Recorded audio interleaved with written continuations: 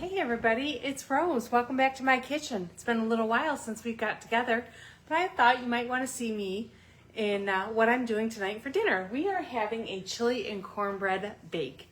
So I'm going to make my cornbread, I'm going to make my chili, and we're going to put it together and put it in the oven for a little bit. So I've already got my skillet heating up here. It's got the Hexclad. This is a beautiful new skillet from Pampered Chef. I'm absolutely in love with it. Got some oil in there. I'm going to go ahead and I'm going to add my ground beef. We use ground Benny in our house. I know some people don't agree with that, but that's what we're using tonight. So I apologize. I hope I'm not being offensive to anybody. Let's get that in there. Oh, all right, got that in. We're gonna take the mix and chop, and we're gonna go ahead and I'm gonna try to get this back a little bit so you guys can see a little bit better. We're gonna get our mix and chop going in here. We want to get our meat cooked up so it can go into our casserole. I've already got the oven warming. So let's get that. Give that just a couple of seconds there to work on it. Now I do need to chop an onion, and I am not a big onion chopping fan. So what I'm going to do tonight is while that's cooking, I'm going to get our onion peeled. And we're going to put it into our new Twist and Chop. Our Twist and Chop is a brand new pulser, chopper, all kinds of mighty small appliance for the kitchen. But I'll tell you, that power tool is amazing. I absolutely love using it for all kinds of things, especially for chopping, because I just do not like to chop onions. I don't know anybody that does. It makes really quick work of it. So, got it all peeled. I'm going to quarter it here. And then we drop it into our Twist and Chop. Let's see, hopefully you can see this here. Drop it in. Give this a quick stir.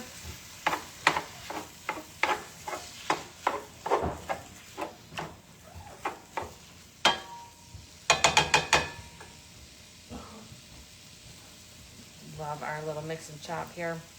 Gotta keep things going. All right, so Twist and Chop, there's no lights on it, right? So as soon as I put this lid on, you're going to see the lights go back on it. You can see they're on now. I'm just going to start.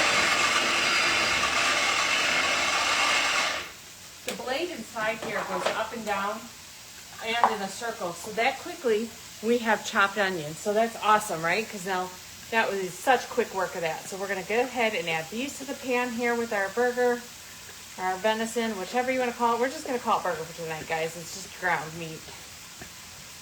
So I know that I'm going to call it burger a lot because that's just what we do in our house. Get that mixed in. I'm going to go ahead and add some chopped green peppers. This is stuff that I already chopped previously. Just stuff that in there.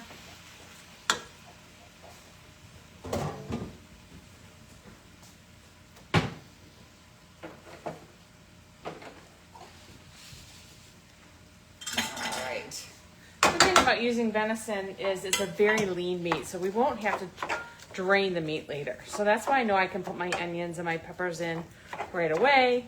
If you're using something that you have a little bit more fat in, you might not want to put them in as quickly as I do. You might want to wait, but that's totally up to you.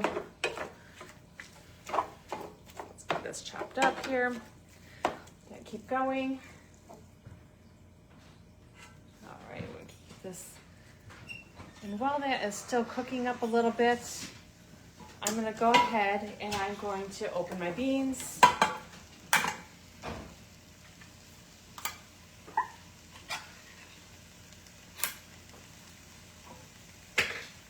They do not need to be drained.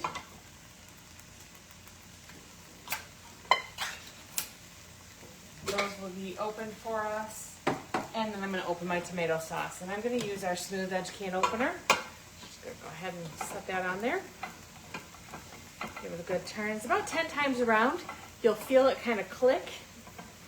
And there it clicked. We're going to take it, turn it back one notch. We've got the little duckbill on the side. We're going to open it up. And this thing is wonderful. It's a smooth edge. You're not going to have to worry about cutting yourself or hurting anything. This can go back on like a lid, but we're going to set that aside so now that is prepped for us. All right, so let's see how our meat's coming along. It's smelling pretty good in here, guys. Hopefully the tall guy's got to go to an appointment. Should time it just right so when he gets back it should be done. We'll be able to have dinner together, which is nice. Let's go a couple more chops. Alright. What else do we need these things? This is our new Brilliance 9x13 pan. Just going to set the lid aside because we won't need that. It is a beautiful non-stick pan. Everything that I put in here, I've not had any problems with anything sticking, anything getting cleaned up out of it. It just comes out so beautifully. It is, I just am absolutely in awe with all the new stuff that they come out with each season. That was one of the fall products, and I'm telling you, I use it all the time. Starting to get rid of some of my older bakeware because I'm loving this new stuff that they have that is the non-stick coated.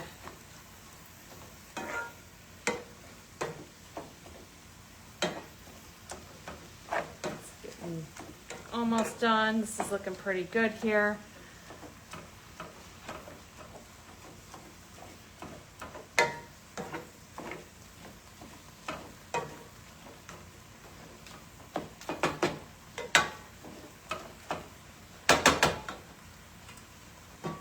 Some of these out of the grooves here. I absolutely love these spatulas too because they have the spoon on the end. Really makes quick work of things when you don't need to find multiple things, and you can use 1 or 2 products and just be done instead of having to get 6 or 7 out. I absolutely love that. All right, so this meat is looking pretty good. I'd say it's almost done. I'll just give it another shot. And as soon as that is done, we're going to put it into our pan. Now, I've not coated this with anything. We don't need to coat it with anything. I absolutely would rather not. I love the fact that it doesn't stick to it. So we'll give that another quick second here.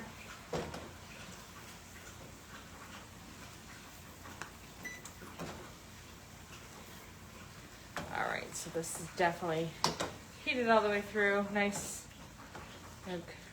Really good. All right, so we're going to put that into our pan. That one is a little not warm on that side. There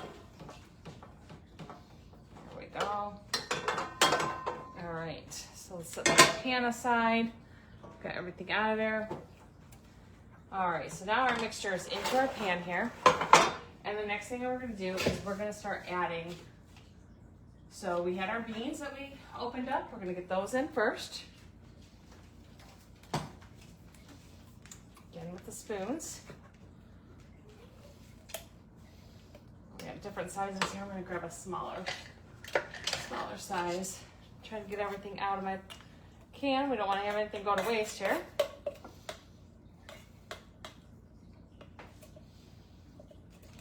One, get the other can in.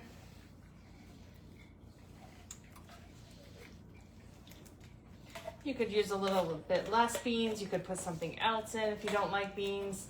Maybe try some kidney beans or black beans instead of so many chili beans. You could really essentially make this any way that you like your chili. And if you don't want to make the chili just like this, you could actually use 10 cups of cooked chili as your base.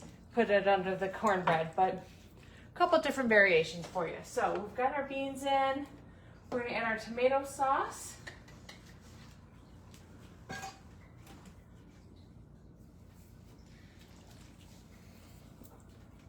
Okay guys, I got another secret ingredient coming up and I'm kind of excited about this one. We are going to add some coffee. And I know that sounds crazy, and I had to reread my recipe several times, but we only need a half a cup of coffee. So I actually am going to use our measure mix, our measure all. So you know one side is for liquid, the other side is for dry goods. So again, if you just need to use one, that's awesome. And we're going to use about a half a cup of coffee. So this is our 1 cup. We're going to get that in there. All right. And then then we need a tablespoon of chili powder. So I have pulled out my adjustable measuring spoons. We're gonna get a tablespoon of chili powder in there.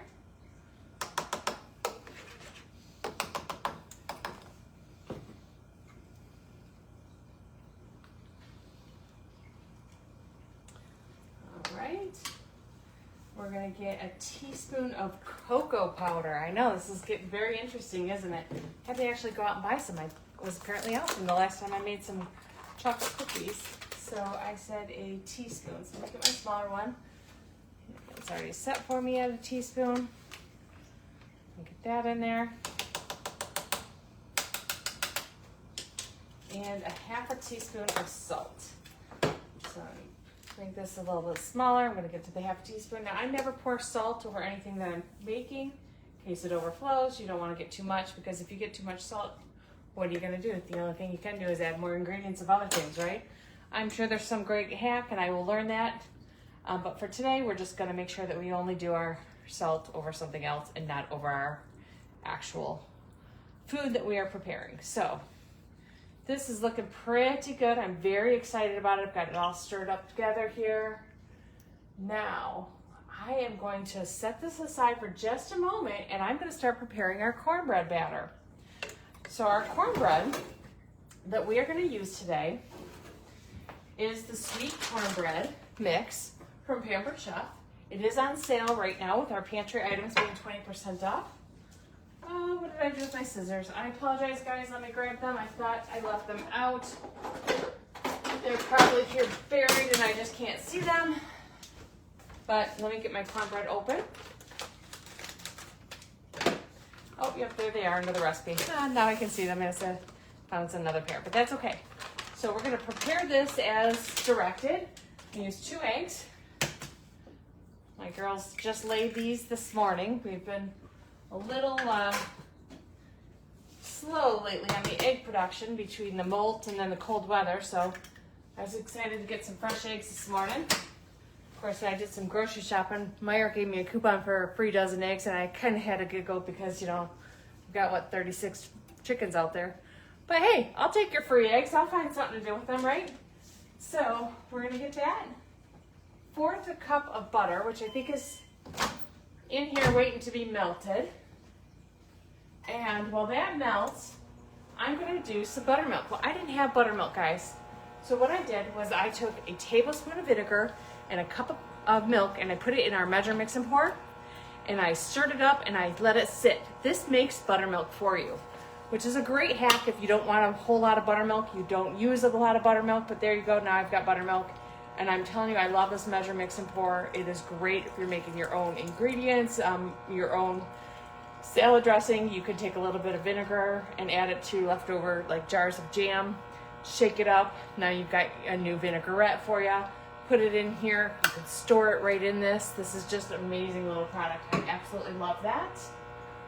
And so we're gonna get there. Well, let's check our butter. Let's see if it's melted. Sure is. Let's get that in there. All right, guys, so let's get that all stirred up. And then we've got our cornbread mix all ready to go. And we're gonna add this in little, let's see. So then it wants us to add a couple more things. All right, cool. Don't worry, I've got them. We are all set to go. This is gonna be great. I love cornbread and chili. And this is going to be a new one for us because I've never mixed it together into a cornbread break. So I'm pretty excited about this. So let's see what we've got going here. All right, we're going to add some cheddar cheese. I used a Mexican blend because that's what we like to use in our house. Get that cheese in there with that cornbread. Guys, I used to put the Southwest seasoning in our cornbread with a little bit of sour cream and mix it up and bake it. Wow, was that really good. Got all kinds of compliments on that. People like different variations of cornbread. All right, so now we've got some green chilies. We're gonna open those up again using our smooth edge can opener.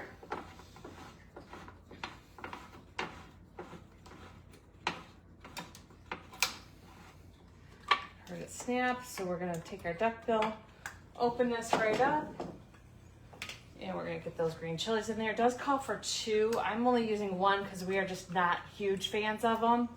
But I think 1 will do it for us. So, get that mixed up. And now it's ready to go, I believe, on top of our chili. And it says to just dollop it over and evenly spread. Just so that it's, so you could dollop it here or you can just dollop it this way, whichever you prefer. I'm gonna pour mine because I'm using the batter bowl. I absolutely love our batter bowls. I've had one of them for almost 30 years, but we're not gonna talk about how old that makes me. I think I got it as a birthday gift when I was 1, right? Anyways, all right, so there our cornbread mix is on top. We are going to get this going into the oven. It's gonna bake for 35-40 minutes. You can put anything that you would put on your chili, you know, sour cream, some extra cheese, all kinds of great things. But stay tuned, guys. I will put a picture in the chat of the recipe. I will put a picture in the chat of the final product, and I'll let you know what the review is. But thanks for tuning in. Thanks for joining me tonight. You guys have a lovely evening, and I'll talk with you soon.